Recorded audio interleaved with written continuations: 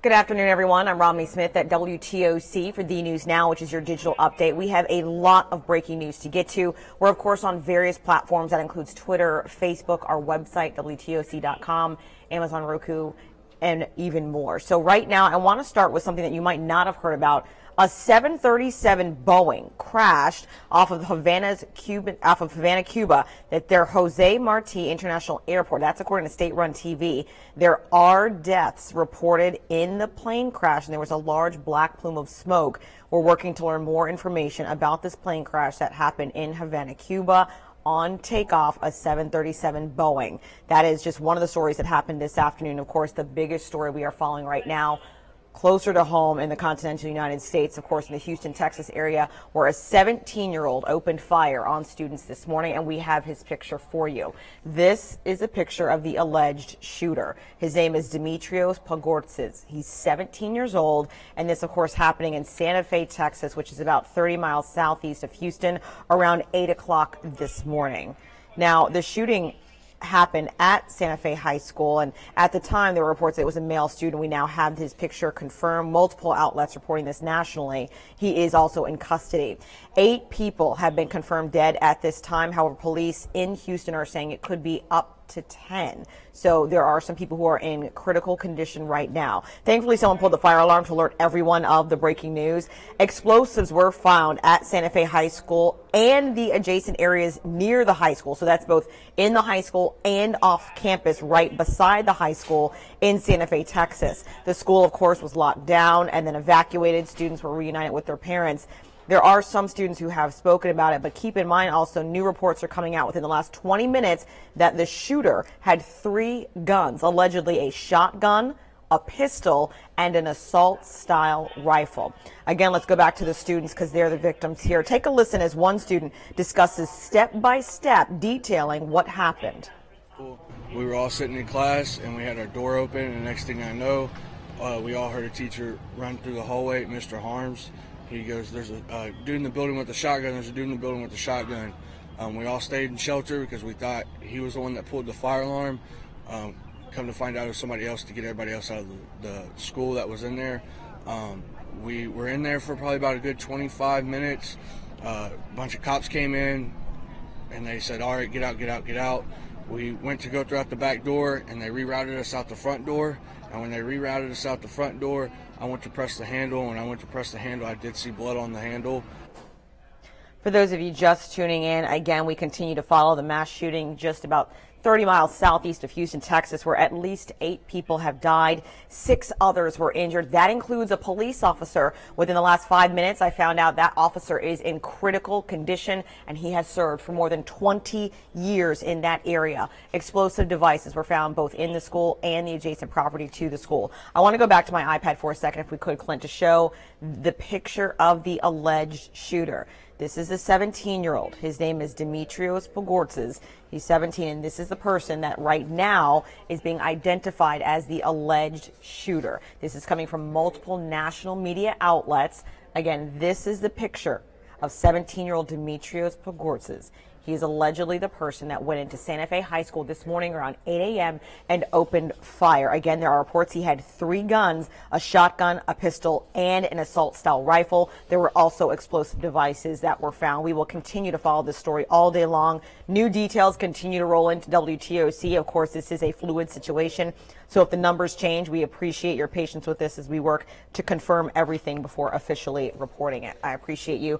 A lot of you guys weighing in on Facebook right now saying this is so sad, a whole life ahead of them, he should be in jail. We also have the emoji for prayer hand signs. A lot of people sending, of course, thoughts and prayers. That's something we typically see when there are mass shootings. Keep in mind, the shooting that happened on Valentine's Day, that's technically less than 90 days ago. So a lot of attention will be called to gun control. A lot of attention will be called to school safety, funding for schools. So expect to see that a lot in the national conversation as we talk about safety as it relates to gun control, as it relates specifically to high school students. These are the victims that are repeatedly, unfortunately, the victims of this kind of violence. Let's see, I have prayers to all the families. That's coming in from Todd Hammacut, Chris Kersey. So after all this is cleared up, another kid shoots up people. It happens, unfortunately, too commonly in this country. Another person saying $5 says he was bullied and nothing was done about it. We don't know yet. We haven't heard. So we will see what happens, and we will continue to follow that up for you guys. All right, I want to switch gears really quick. In-person advance voting in the state of Georgia wraps up today for the general primary election. Keep in mind there are several voting locations open in Chatham County. You can always vote at the main voting office today in person until 6 p.m. The other early voting locations include the Civic Center, Islands Library, the Mosquito Control Building off Dean Forest, and the Southwest Library. We have the times and locations on our website. And if you don't vote today, that's okay. Just keep in mind the main voting day is Tuesday, May 22nd. WTOC will also have special live team coverage of all the events next Tuesday. Today is also your last day to take advantage of Operation Empower Health. This has done amazing things locally at no cost. So far, Operation Empower Health has helped thousands of people from all over the coastal empire, the low country, and even a few from out of town. This morning, the Joint Staff says it has served more than 8,000 patients and completed more than 23,000 procedures. All those services are estimated to cost around $4.5 million. Keep in mind, again, this is free of charge. Now, there are 4 locations in and around Savannah. We have those listed on our website, WTOC.com. Just click on the community tab. Reminder, today is the very last day. They're not open this weekend, so keep in mind they're addressing physical, vision, dental, and even veterinary services for your pets. All right, it's about to be a soaker on Tybee Island, but I'm not necessarily talking about the weather. Of course, I'm talking about the beach bum parade that happens tonight. Our Zach Logan has a look. Well, it's already been a busy Friday here on Tybee Island. Crews were out early trying to block off these parking spots here along Tybrisa Street, getting ready for the annual Beach Bum Parade. Roadblocks already popping up along Tybee Island ahead of the annual water parade. Public Works and Tybee Police were out around 7 this morning preparing the parade route, which will mainly include parts of Highway 80, Butler Avenue, and Tybrisa Street. This evening, more than 30 floats, cars, and even boats will be moving from one end of the beach to the other, spraying and soaking those along the route. The same group of Tybee residents have been organizing this family-friendly parade since the late 80s. Organizers say the idea came after a group of local softball players decided to have a homecoming parade. So we gathered right here in the same parking lot, right about here, and that was the start of it. Didn't have any permits or anything, and then, of course, the following year, the city made us get a permit. Some guys were standing down here on what's now called Tybrisa Street, started throwing water balloons at us, and that just opened the whole deal as far as water. But the parade has changed since then. Water balloons and pressure washers are prohibited. Also, participants are only allowed to use tap water. No bleach water or ice water is allowed. And careful of your aim. Squirting an officer with water could mean a trip to jail. Tonight's parade is set to kick off at 6:30. Reporting on Tybee Island, Zach Logan, WTOC News.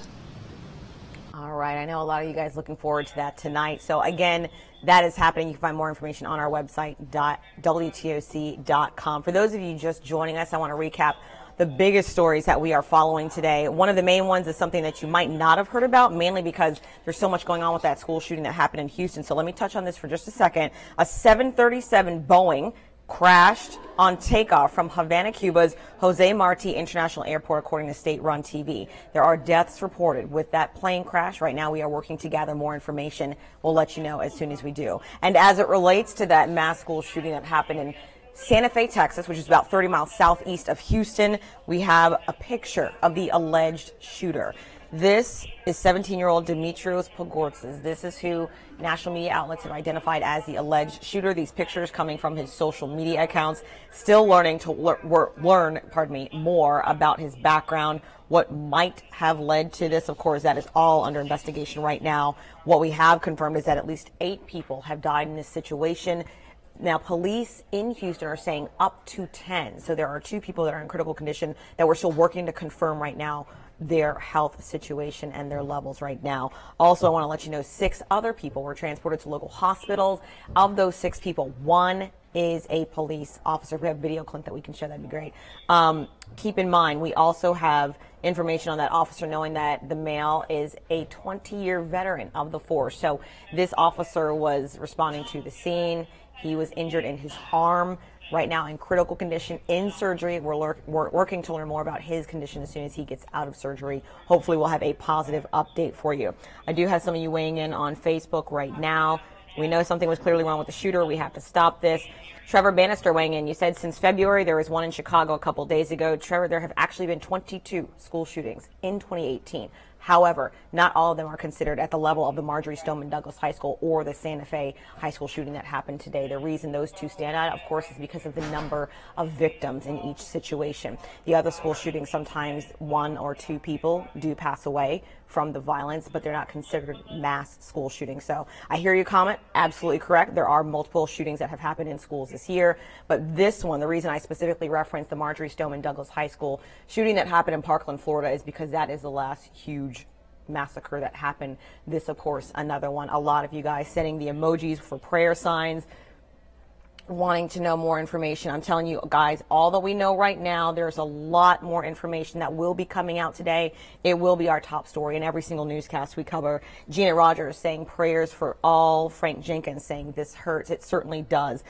Trevor asking, or the teacher's arm. That is something we do not know at this point in time. It's something being looked into. The state of Texas is very friendly to guns, so it wouldn't surprise me if they had at minimum an armed resource officer on their staff. However, at this time, we have not been told or heard any reports of any teacher that was armed. We do know that at least one person working to find out if it was a teacher or student that pulled the fire alarm, alerting people that something serious was going on. Those students were able to run outside and evacuate. There was a very large law enforcement presence that happened shortly after the multiple 911 calls that were saying there was an active shooter on campus. It took about 2 hours this morning for police to really hone in on the active shooter and get him under custody. So you're looking at video from earlier this morning. Cordell Bland asking what school, what area. This is Santa Fe High School, which is 30 miles southeast of Houston, Texas. Again, this is the big story all day. 8 people passed away. 6 are in the hospital right now. One of them is an officer in critical condition. Also, keep in mind, this wasn't just a shooting. There were explosives found both in the school and adjacent to the school. Let me give you one last look at the suspect's picture. His name is Dimitrios Pogortzas. He is 17 years old. This is the male that officials have alerted as the alleged shooter. We will continue to work and find more information for you. Of course, you can always stick with us on WTOC.com. We will be posting updates. Keep in mind, it's a fluid situation, so if the numbers change, that's why we also will be updating our social media platforms: Facebook, Twitter, Instagram, and Snapchat. For now, I'm Romney Smith. We'll be back at 3 o'clock with another update.